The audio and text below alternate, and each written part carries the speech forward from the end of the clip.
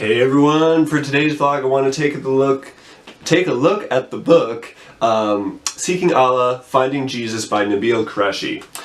It's a great read about, Nabeel is writing about his own story from being raised as a very sincere and devout Muslim, and then looking at arguments for Christianity and eventually deciding to convert to Christianity. Just quickly, I'd recommend the book for 3 people. Number 1, any Muslim who is interested in Christianity. No one can quite explain it like someone who's in your shoes, and he is in those shoes. So definitely for those people. Number 2, any Christian who's just interested in knowing what Muslims believe. I kind of fall in the camp of not really knowing much about Islam at all, so this was helpful for me to just get a bit of a picture into what Muslims believe. And then lastly, number 3, any Christian who wants to go over sort of the intellectual arguments and evidences for why we believe what we believe, which is called apologetics, and the book is heavy on that. So yeah, those are quickly the 3 main groups of people I would recommend this book for, and it is a good book overall. But of course, the spice of life is disagreement, and no book review would be complete without some friendly critiques. So here are my 2 critiques, and they're kind of related, as you'll see. Number 1, the book is heavy on apologetics, the intellectual arguments for why Christianity is true. And apologetics definitely have a place within our faith.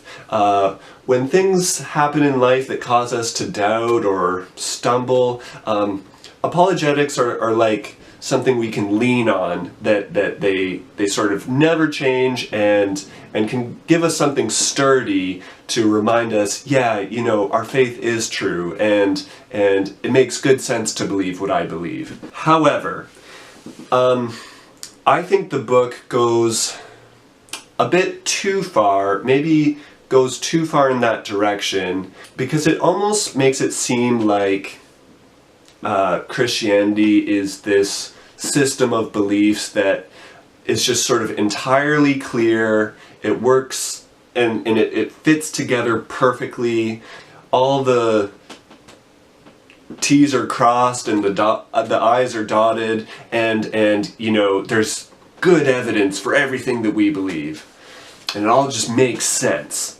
My journey has been more along the lines of the more I know, the less I know type of thing. I just find so many mysteries, paradoxes, questions, and even when I find an answer to a question, there's a question behind that answer. Not to say it's all mystery, but there's a lot of it. There's just a lot of things that we don't understand about the Bible, faith, God.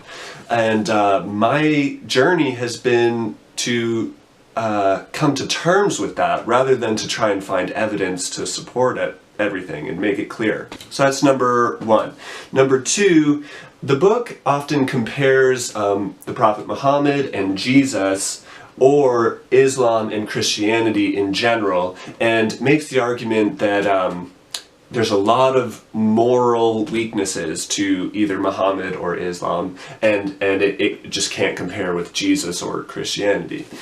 One example is maybe this is controversial, but he even argues that the Quran allows Muslim soldiers to rape the women in cities that they conquer. So I'm not going to speak to that, but that's just one example. And then he looks at Jesus and says, you know, he's just morally spotless. And if you're to zoom in only on Jesus, you know, his life and his teaching, I would kind of agree with Nabeel. Jesus is basically spotless. He's all about love, peace, loving your enemies. He wanted to die to save the world of their sins. Like, you can't say much bad against him. But I think any atheist, Muslim, non-Christian in general, wouldn't be satisfied to just look at Jesus and ignore all the other things that come along with the Christian package, such as all the genocide in the Old Testament that God commands, the various ways that God will punish Israel for their sins in the prophets. some would say homophobic remarks about gay people, the patriarchal and sexist comments, crazy doctrine of hell and you know, torturing people for eternity, not to mention all of church history and the bad decisions that we've made as Christians.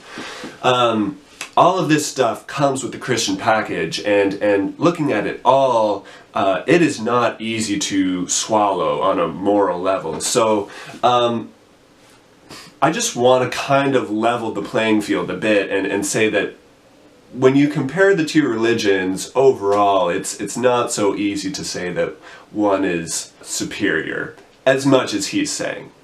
Anyway, see you next time.